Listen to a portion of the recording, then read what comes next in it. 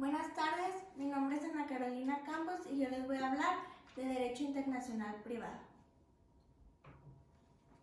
Bueno, primeramente el Derecho Internacional Privado es la rama del derecho privado que se ocupa de resolver problemas internacionales, ya sea conflictos entre leyes internacionales o cooperación procesal internacional entre diversas naciones. Bueno, los requisitos para tramitar un pasaporte en México son primero una copia certificada del acta de nacimiento o una copia de naturalización o un certificado de la nacionalidad mexicana. Después se necesita una identificación oficial con fotografía y por último un comprobante de pago de derecho de pasaporte. Antes se requería una fotografía, pero ahora esta se toma al momento de emitir el pasaporte. Siguiente, los requisitos para el ingreso o egreso de extranjeros a México son primero pasaporte vigente, después información y datos personales, también motivo de viaje, lugar de residencia, domicilio y tiempo de estancia en el territorio nacional, comprobante de pago de hotel, actividades que realizará en el país y actividades que realiza en su país de origen, medios de subsistencia con los que estará en México y por último el transporte que efectuará al salir del país. Una visa. Una visa es una autorización condicionada que se le otorga a un ciudadano extranjero para que éste entre, permanezca y sea capaz de salir del país. La visa actúa como un medio legal para que el ciudadano pueda realizar estas tres acciones en un país donde no tiene libre tránsito o no tiene la nacionalidad. Los requisitos para obtener una visa son tener pasaporte vigente, una fotografía digital, el itinerario del viaje, fechas de tus últimas visitas al país y también si has pisado el país con anterioridad, currículum y un comprobante de pago. Después, los países que exigen una visa son Afganistán, Irak, Estados Unidos, India, Australia, entre otros. Sin embargo, también hay países que no exigen una visa, como lo son Uruguay, Corea del Sur, Turquía, Alemania y Brasil. Después, hay países que por ser mexicano necesitas una visa para entrar, independientemente de que en otros países no la necesites. Algunos de estos son Tailandia, Egipto, China y Cuba. Cuba es el único país de Centroamérica y Sudamérica en donde necesitas una visa por ser mexicano para entrar. Naturalización mexicana. Para que tú puedas obtener la naturalización mexicana se necesita primero tener más de 18 años. Después tienes que presentar una copia y el formulario original del DNN-3. Después tienes que exhibir la tarjeta expedida por la Secretaría de Gobernación donde se te autoriza que permanezcas temporal o permanentemente en el país. Después tienes que entregar una copia certificada y 2 fotocopias de tu acta de nacimiento. Después presentar 2 copias de todas las páginas de tu pasaporte extranjero.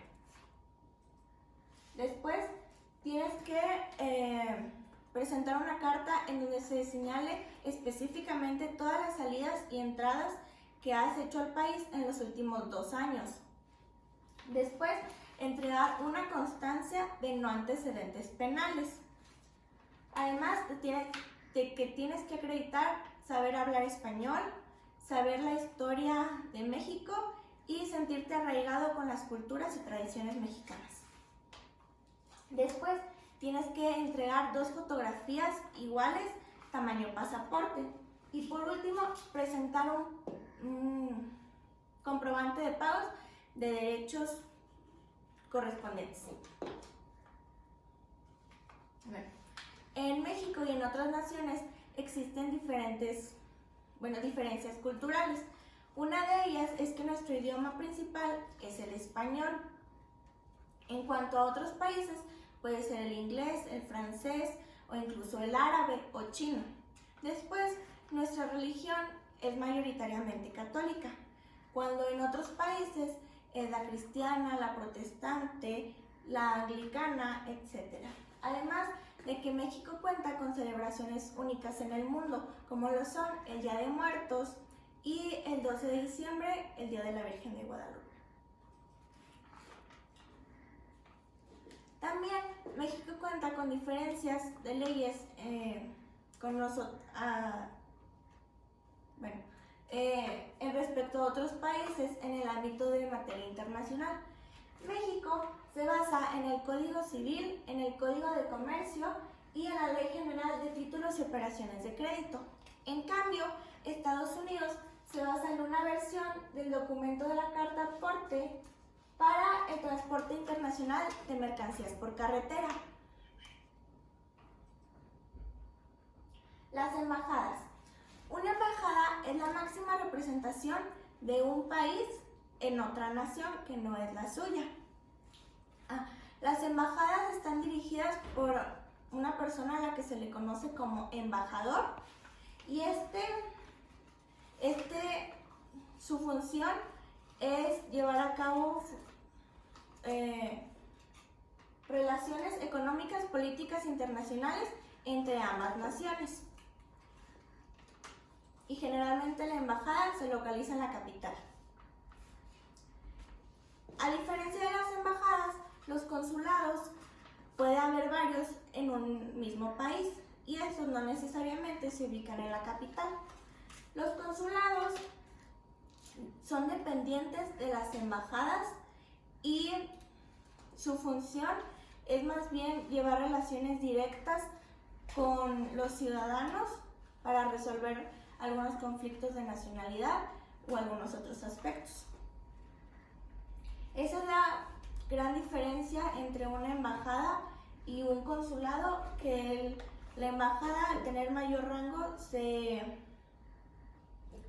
remite a solo llevar a cabo, a representar al país en otra nación, mientras que los consulados llevan una relación más directa con los ciudadanos.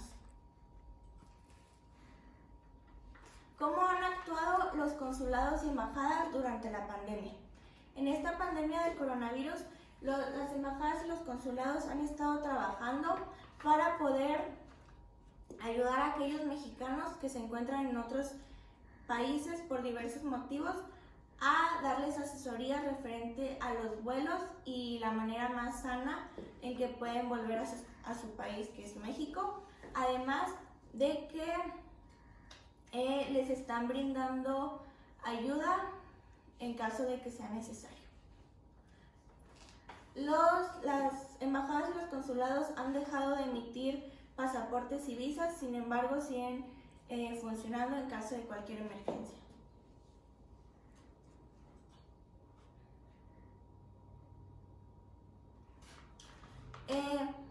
En casos de una disputa, es común que se desconozca al embajador, debido a que esto es más sencillo que romper relaciones diplomáticas con este país, por lo que se nombra a un encargado de negocios, que ese es el que tiene un poder limitado y que es el que se encargará de suplir al embajador en lo que llega uno nuevo.